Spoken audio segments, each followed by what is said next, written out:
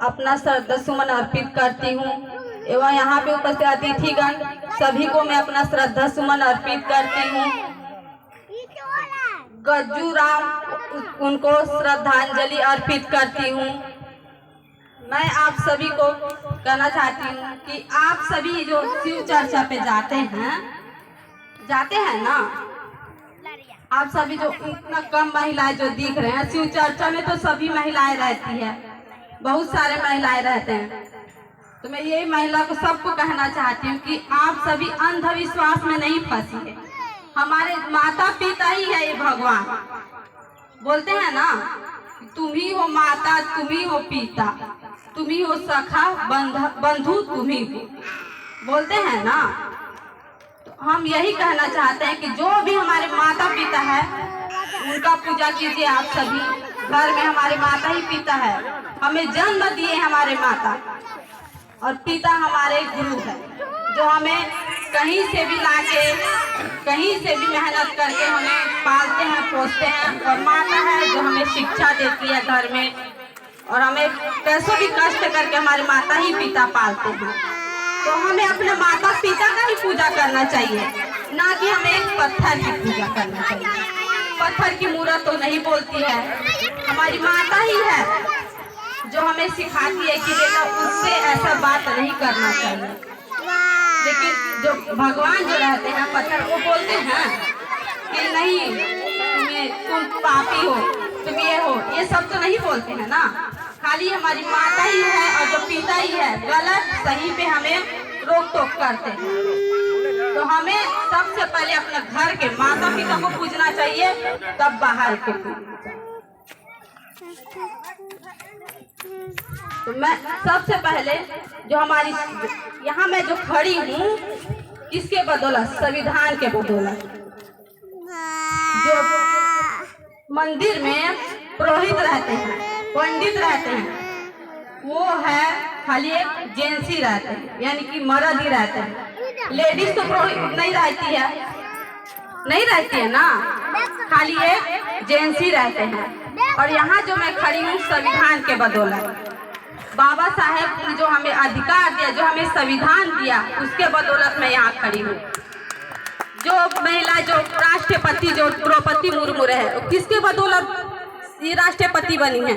संविधान के बदौलत। संविधान के बदौलत जो डीएम एसडीएम जो भी महिलाएं बनी है, संविधान के बदौलत।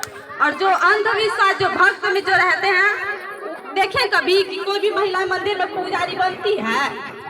नहीं बनती है ना, कोई भी महिला पुरोहित नहीं बनती है। लेकिन संविधान के बदौलत महिलाएं एसडीएम जो भी है, राष्ट्रपति, सब महिलाएं बनती हैं। संविधान शिक्षित, पहले के जमाने में महिलाओं को पढ़ने नहीं दिया जाता था, पढ़ने नहीं दिया जाता था, ना घर से बाहर निकलने दिया जाता। बोलते थे कि नहीं तुम नहीं जाओ, घर की महिलाएं हैं, घर की महिला को नहीं बाहर निकलना चाहिए, खाली जेंट्स ही जाते थे घर के। अभी तो महिलाएं कंधे से कंधे मिलाकर चल रही है, संविधान के बदौलत न चल रही है। संविधान एक ऐसा ये ताकत है जो हम महिलाओं को मिला है, अधिकार मिला है महिलाओं को।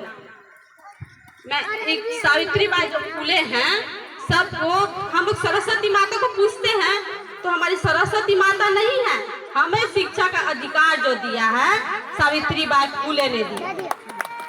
हम जो बोलते हैं कि नहीं सरस्वती भगवान है, आप तो नहीं देखे होंगे सरस्वती भगवान को, कभी देखे हैं?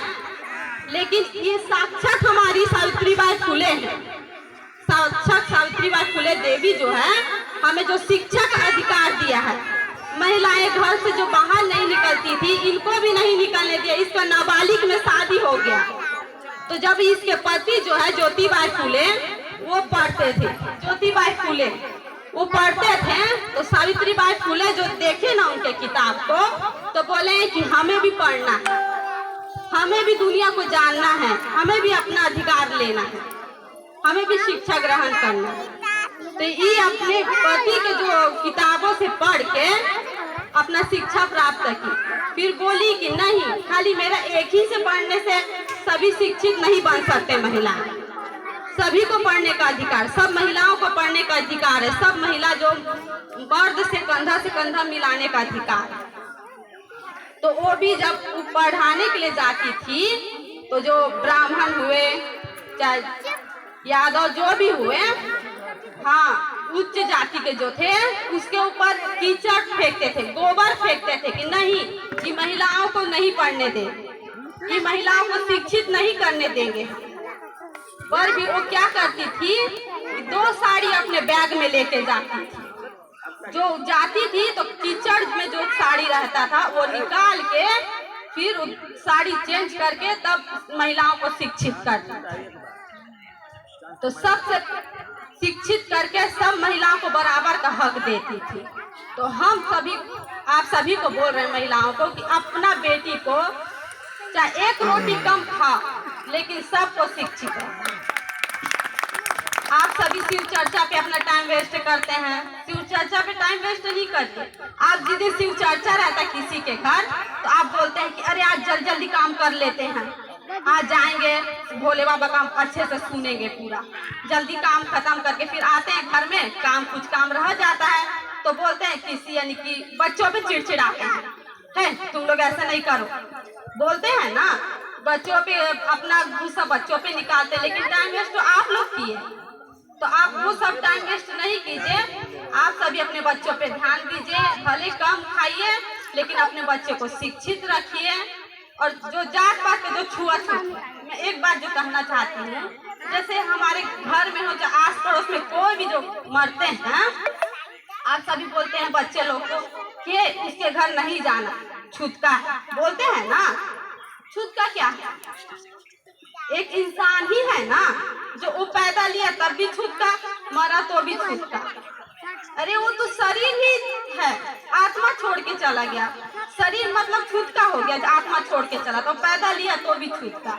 तो हमें ये छुआछूत नहीं मानना है, हम तो इंसान हैं, इंसान ही रहे।